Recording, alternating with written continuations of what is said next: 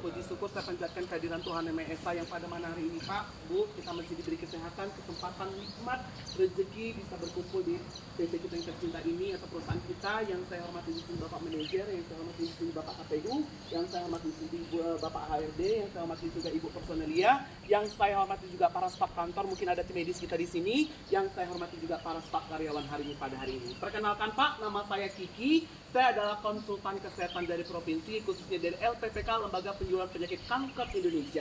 Jadi saya penyuluhan ini Pak, bukan di sini aja, saya penyuluhan di semua PT Pak, di Salim Group semuanya, tanpa terkecuali. Ya Pak, jadi mungkin kalau Bapak tanya di PT khususnya di Riau ini, Palembang semuanya sudah. Ya Pak, kenapa? Karena tingkatnya fungsi kami di sini mengurangi angka kematian khususnya penderita penyakit kanker prostat khususnya bagi kaum laki-laki. Jadi Bapakku di sini sebelum saya melakukan sosialisasi, saya mau bertanya sama Bapak, bersedia mendengarkan sosialisasi ini sampai 20 menit? Bersedia, jadi kita mulai aja Pak. Bismillahirrahmanirrahim. Selamat pagi semuanya. Bapak sehat? Sehat? Sehat. Gak ada asam lambung? Gak ada asam urat? Gak ada. Ya, yakin Pak, nggak ada. Ini ya, nggak ada ya. Jadi Bapak di sini kenapa kanker yang kita bahas? Kenapa nggak COVID? Ya, COVID kan memang lagi tren, penyakit yang memang mengerikan. Tapi ingat ya Pak, tapi di sini sudah vaksin ya Pak? Ya, vaksin ya. Yang kedua, kenapa nggak COVID Pak ini dibahas? Pak, COVID ini adalah penyakit yang menyerang kekebalan tubuh atau pernafasan. Tapi ingat Pak, kalau kanker ini sejak lahir kita sudah bawa bibit kanker. Bibit kanker ini Pak udah kita bawa kemana-mana, mau pejabat sama sekali, mau siapapun itu jenisnya, mau orang kaya, orang miskin, kita sejatinya kita sudah bawa bibit kanker. Semua orang bisa terkena kanker Pak. Kenapa sekarang kanker lagi booming? Kenapa banyak artis sehingga terkena kanker? Pejabat ya, mau orang kaya, mau orang miskin, nggak pandang bulu Pak. Karena kanker ini Pak adalah suatu perubahan darah normal menjadi tidak normal. Yang diingat ya Pak, yang diawalinya tumbuhnya benjolan. Benjolan ini biasanya tumbuh di kaki, di pundak, di leher, di selangkangan. Yang saya jelaskan Pak, Ibu, kalau di leher namanya apa? Kelenjar getah bening. Ya, di bagian telinga. Kalau di leher depan apa namanya Bapak Ibuku? Kelenjar pteroid, biasanya masyarakat bilang gondoan. Ya, nah kalau di bagian selangkangan atau di ketiak itu namanya kelenjar getah bening juga Pak. Kenapa gejala kanker payudara bisa berawal dari kelenjar getah bening? Karena ketiak dengan payudara satu akar. Kenapa bisa kelenjar getah bening larinya ke kepala? Karena ini satu akar Pak. Ya, ujung-ujungnya radang nitis. Tahu Bapakku di sini. Jadi kalau ada benjolan sebesar apapun di paha, di kaki, di pundak, jangan dianggap sepele karena itulah awal penyakit tumor. Sampai di sini sudah paham? Karena kanker ini Pak, tumor ini tidak sakit, maka tidak berdenyut bertahun-tahun, bahkan berminggu-minggu. Oh, di perutku ada, di lenganku ada, dia semakin hari semakin besar, bahkan di pundakku juga ada benjolan. Terkadang masyarakat ini sepele Pak, karena apa? Karena nggak sakit, diambil minyak, diutak-atik atau diurut-urut, pecah di dalam, menyebarlah ke tempat lain. Sampai di sini Bapak Ibuku sudah paham? Paham Pak? Saya mau bertanya sama Bapak, punya benjolan seperti saya katakan? Ada, jangan malu karena itu garis keras, garis miring itu bukan penyakit menular. Paham? Jadi kalau ada benjolan katakan, kalau memang tidak ada tolong bilang tidak ada. Sampai di sini sudah paham? Jadi Bapak di sini ada 4 faktor pemicu penyakit kanker Pak. Yang pertama adalah garis keturunan. Di flashback Pak, Ibuku ada nggak silsilah keturunan kita yang terkena penyakit kanker? Ada Bapak Ibuku? Gak ada? Karena kanker ini Pak sama seperti penyakit diabetes mengerikan, lambat tapi pasti. Atau penyakit diabetes Pak, penyakit gula. Apa perbedaan kanker dengan diabetes Pak? Kalau penyakit kanker mungkin biayanya langsung drop stadium 4, biaya obat-obatan, operasi, kemoterapi. Tapi kalau penyakit gula ini Pak berlahan tapi pasti. Mulai dari mana Pak? Dari darah, ginjal, mata, semua dihantam. Tapi ingat Pak, semua bisa dirubah asalkan merubahkan pola gaya hidup. Ya Pak, bisa Pak. Sering olahraga Pak? Sering? Sering ya? Sering olahraga, makan teratur. Jadi kalau malam mulai sekarang makan nasi jam 8 malam selesai. Bisa nggak? Bisa. Ya? Jam 8 malam aja makan nasi, nanti jam 1 jam 2 boleh makan lagi. Ya, dan dibarengi dengan olahraga dengan merubah pola gaya hidup. Semua bisa berubah Pak, asalkan merubah pola gaya hidup lebih sehat. Paham Bapak di sini? Ya, jadi kalau orang terkena kanker atau diabetes Pak, Bapak kasih dulu lah, nggak perlu saya cerita. Paham kan Pak? Yang kedua pemicunya apa Pak? Asap rokok. Bapak di sini merokok Pak? Merokok satu hari berapa bungkus? 8 bungkus? 10 bungkus? Bapak manajer kita merokok nggak nih? Merokok nih? Tidak? Ya? Bapak manajer nggak merokok, yang lainnya merokok. Bapak baju putih ini merokok. Ya? Pak, dalam satu batang rokok itu berapa Pak kandungannya? Ada yang tahu tempat ini ya? Ya? 6.000 Pak. Kalikan udah berapa batanya Bapak hisap setiap hari. Jadi ada yang bilang gini, Ki, aku merokok nggak apa-apa kok sampai sekarang. Masa iya Pak? Nggak, Pak, nggak pedasnya nggak sekarang, nggak kayak makan cabai Pak. Ya, nanti di usia 30-40 Bapak udah mulai hancur dalamnya Pak. Sesak napas, batuk sering nggak berkunjung sembuh, ya Bapak ngos-ngosan. Ya sekarang memang nggak efek samping nanti Pak. Masa iya Pak dari tua Bapak mau sakit-sakitan? Ya kan? Ada yang mau sakit-sakitan dari tuanya? Enggak lah ya Pak. Bukan sekarang Pak, dampaknya nanti. Ya tapi ingat Pak, kalau Bapak beli rokok ke warung, nampak nggak gambarnya? Ngeri nggak? Ngeri kalau Bapak beli, tapi kalau Bapak minta sama kawan nggak nampak. Ya, Pak Bapakku, ya, jadi jangan bilang ini kalau memang rokok nggak boleh ditutup lah pabriknya Pak. Ya, bukan rokok yang datang ke Bapak, tapi Bapak yang datang ke warung. Paham? Ya, bisa ya Pak, dikurangi. Yang biasanya 1 hari 8 bungkus, 1 hari 1 bungkus, mungkin nggak bisa instan. Tapi kalau bisa memang harus dihentikan atau dikurangi. Paham Bapakku? Paham ya Pak? Jadi yang terakhir Pak, di sini saya jelaskan karena waktu sudah singkat, matahari juga udah muncul, nanti hancur muka saya. Ya, Pak, di sini saya jelaskan satu kanker aja boleh ya? Boleh ya? Pak, di sini Pak, yang pertama saya jelaskan kanker prostat yang lagi booming yang dihantam itu adalah kemaluan laki-laki kantong kemih. Ya, ingat Pak, laki-laki apa saja berisiko terkena prostat? Pernah dengar kanker prostat Pak? Jadi kalau udah dioperasi nanti hilang Pak, mau? Enggak kan?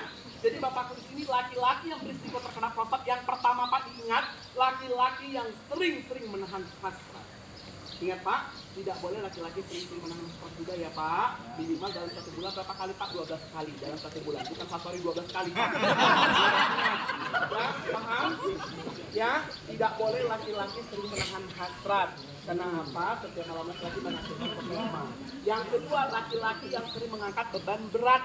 Ya, yang ketiga orang yang sering duduk, ya orang yang sering duduk bekerjanya sering duduk di kantor atau mau dimanapun itu, sering duduk tapi jarang mengonsumsi air putih. Yang terakhir lah Pak, laki-laki yang sering makan jero-jeroan atau lemak-lemak terlalu tinggi seperti jeroan, santan-santanan, daging dikurangin.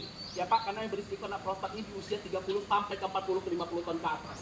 Yang terakhir apa Pak? Laki-laki yang berisiko terkena prostat, laki-laki yang sering buang air kecilnya berdiri. Mulai sekarang bisa jongkok Pak? Jongkok bisa Pak? Ada yang jongkok di sini Bapakku? Ada yang jongkok, kenapa Pak? Karena sunahnya memang wajibnya jongkok, di medis diwajibkan jongkok. Apa perbedaan jongkok dengan berdiri Pak? Kalau Bapak buang air kecilnya berdiri, setetes 2 tetes masuk lagi ke dalam.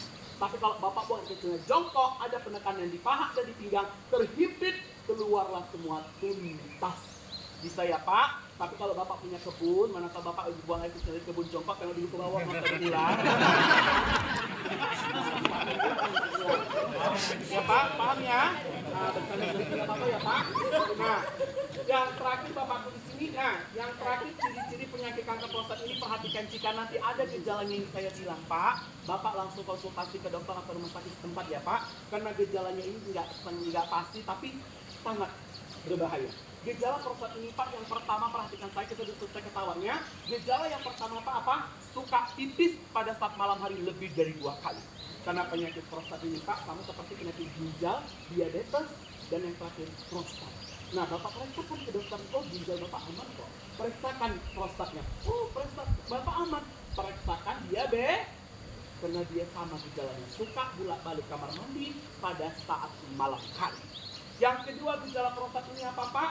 Yang kedua gejala prostat ini mengeluarkan setetes dari bawah saat berdehem. Contoh Bapak batuk seperti ini, tapi kayak mau keluar setetes dari bawah. Itu gejala prostat. Yang ketiga gejalanya apa Pak? Sering mengalami turun perut seperti orang terkena hernia. Bapak tahu? Kok kram perutnya? Ingat Pak, laki-laki tidak punya usus turun. Kenapa laki-laki tidak melahirkan? Jadi kalau Bapak di sini usus turun, jangan pernah diurut-urut atau dikutak-katik di bagian area perut. Ingat ya Pak, laki-laki nggak punya rahim. Ya, jadi jangan pernah diurut-urut di bagian area perut. Jadi gejalanya seperti turun perut, seperti orang kena hernia yang, maaf cakapnya, telurnya besar sebelah. Ya, yang terakhir gejalanya apa Pak? Yang terakhir gejalanya sering sakit di bagian telapak kaki saat pagi hari dan sering sakit di bagian telapak tangan. Ya kram ya. Itu gejala prostat. Yang terakhir gejalanya apa Pak? Timbulnya kutil-kutil kecil di bagian alat kemaluan. Kutil-kutil kecilnya itu maaf cakapnya Pak, seperti kutil yang tumbuh di leher. Kok di leher ada kutil-kutil kecil 1, 2, 3, 4, tapi di bawah. Ya, paham Pak?